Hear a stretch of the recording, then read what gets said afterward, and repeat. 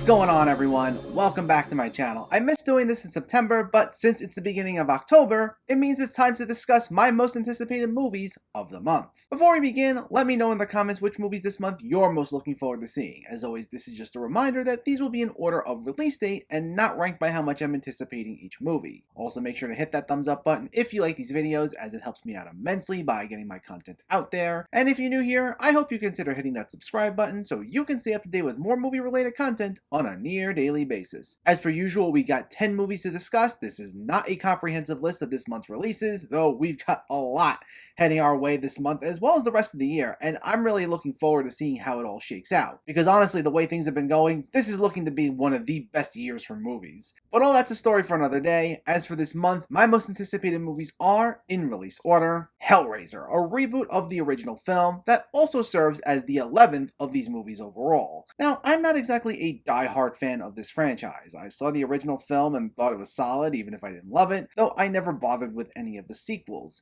However, the trailer for this does look like it's going to give off an appropriately creepy atmosphere, and what's interesting is that the screenplay is supposedly going to adhere much more closely to the original novel by Clive Barker, so I'd like to see if that results in a completely different experience. Plus, what has me even more excited is that this is also from David Bruckner, who gave us one of last year's better horror movies than Night House, so if all goes well with this, then this may just cement him as one of the most promising new directors in the horror genre. So I'm looking forward to see how this goes, and it hits Hulu on the 7th.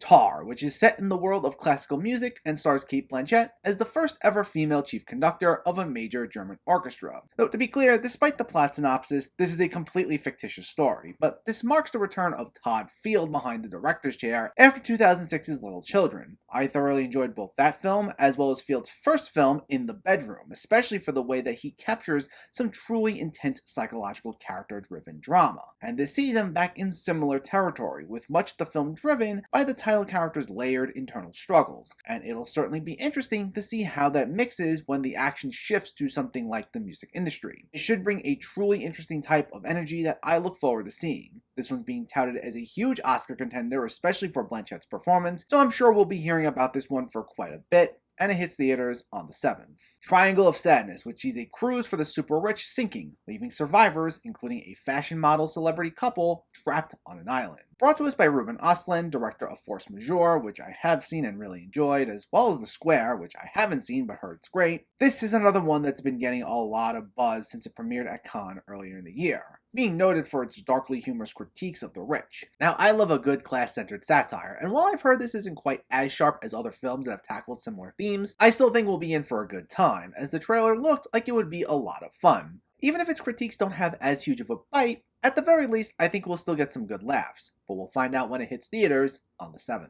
Decision to Leave, which sees the return of Park Chan-wook after 6 years in a romantic murder mystery thriller. It's actually been a while since I've seen a new release by Wook, with the most recent of his that I've seen being The Thirst in 2009. But I did also love his Vengeance trilogy, and I can appreciate how he's still able to tell a gripping, engaging, emotional story while still leaning in nicely to his genre elements. And considering my personal favorite of his, Oldboy, was very much a mystery movie, I'm excited to see how things will play out with him returning to that territory. So we'll see when it hits theaters on the 14th.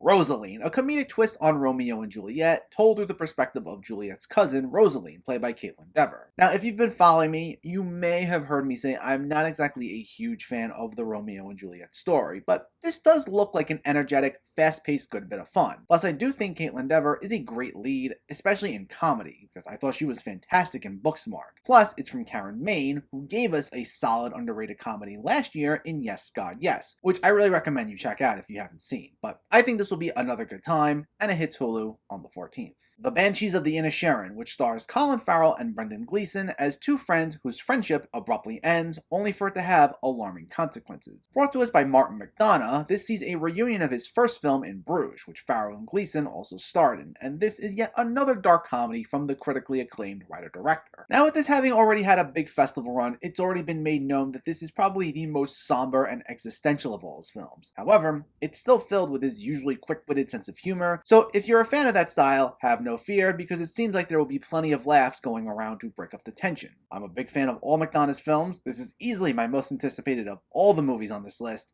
and it hits theaters on the 21st. Black Adam, the latest film in the DC Extended Universe, and while these days, given all the behind-the-scenes drama with Warner Brothers Discovery, especially with the DCEU, it is a little difficult these days to be excited for a new one of these films, but I still think this will be fun. I don't read comics as much as I used to, but I did read a lot of DC comics back in the day, and I did enjoy the Justice Society, who, by the way, in the comics predated the Justice League, and they make their live-action debut here. Plus, even though Shazam isn't going to be in this movie as far as we know, Black Adam is a Shazam villain, and if this little sect of the DCEU remains untouched with all the Warner Brothers shakeups, it will be cool to see them build upon the Shazam Black Adam lore, especially because I really enjoyed that movie. And I do like The Rock. He might play a variation of the same personality, but for what it is, it works. And while I don't expect him to veer too far from what we normally expect from him, this does look like something just a touch different from what we're used to with him. So I'm hoping to be pleasantly surprised. We'll see when it hits theaters on the 21st. Wendolyn Wilde, which stars Key and Peele as two scheming demon brothers who enlist the help of a teenager to summon them to the land of the living. This stop-motion animated film might be heavily advertised as being from the mind of Jordan Peele, who did co-write and produce the film,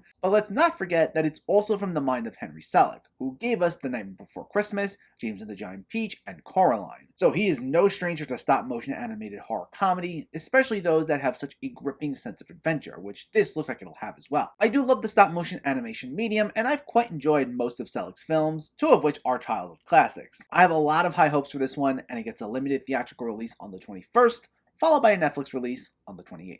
All Quiet on the Western Front, the German-language adaptation of the novel of the same name, previously adapted in the 1930s into what's considered one of the greatest war movies of all time. And judging by the reception that this is getting, it looks like this won't be too far off from that, especially with it already being Germany's pick for Best International Feature at next year's Oscars. The film looks gorgeously shot, and the trailers convey a haunting tone appropriate for the film's anti-war themes. And while I'm not a huge war movie fan, considering I did really like the original and how this looks, I think we'll be in for one of the better entries in this genre. So we'll see when it hits Netflix on the 28th.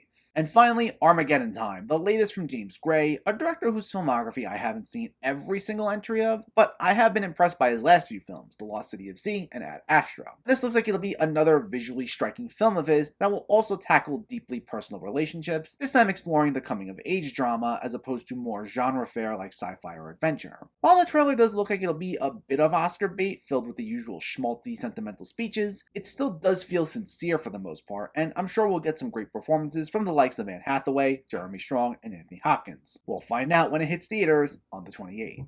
But let me know which movies in October are you most looking forward to seeing. Was anything I listed here? Was it something I left off? Let me know in the comments below so we can discuss. Also, if you enjoyed this video, please give it a like and share it. And for more movie reviews and film discussion, please make sure to hit that subscribe button to stay updated. Thanks for watching, everyone, and keep having fun with film.